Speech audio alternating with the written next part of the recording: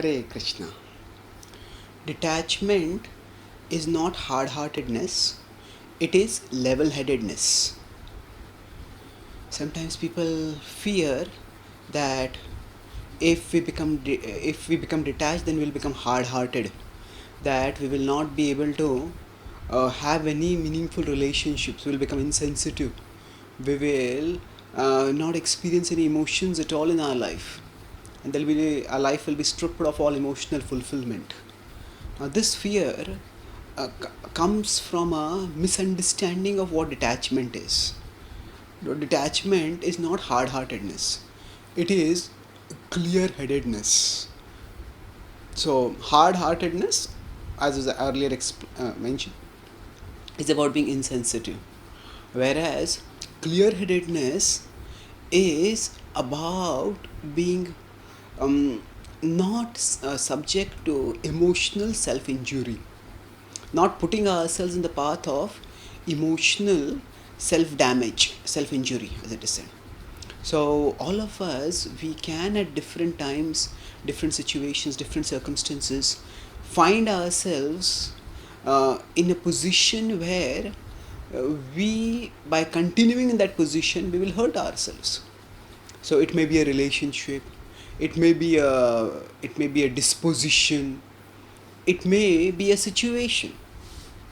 So, for example, say somebody is being abused, or say somebody has a negative thought pattern. So, or somebody is being tormented in a particular situation.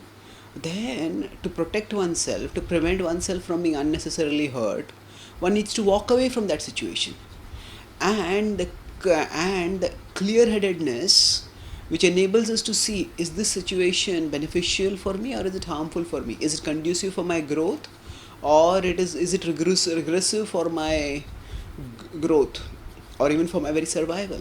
So the capacity to reason and understand this is the capacity that enables us to differentiate between situations. I said three things. There can be situations, they can be dispositions, or they can be relations.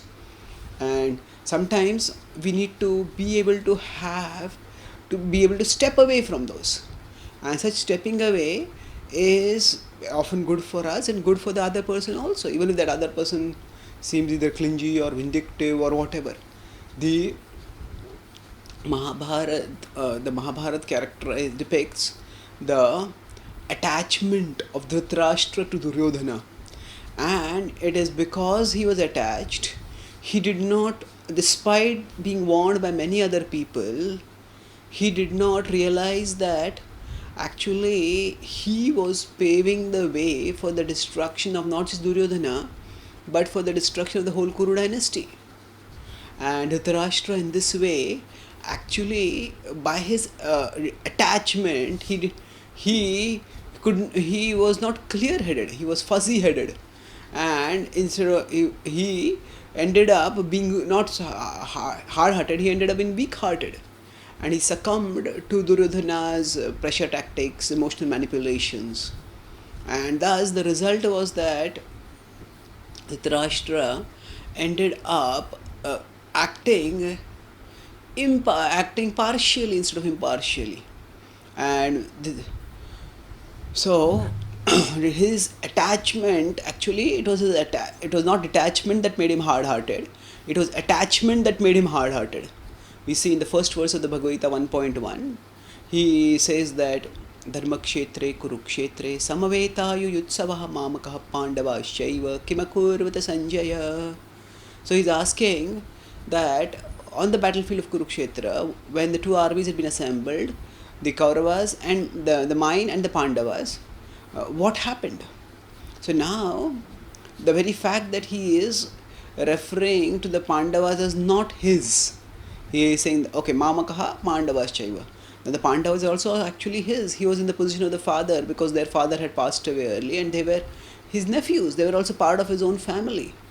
But because he was attached, so he ended up becoming hard-hearted towards the Pandavas, and he actually desired their destruction. The Mahabharata describes how he was gleeful when the Pandavas were losing their wealth and all of it was being won by Duryodhana.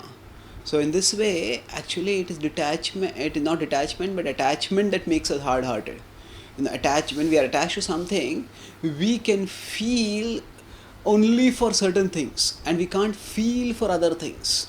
And because of the selective captivation of our feelings, we become desensitized towards other things, and thus we end up becoming hard-hearted. So Dhritarashtra was hard-hearted towards the Pandavas, and that was because he lacked detachment. He was attached.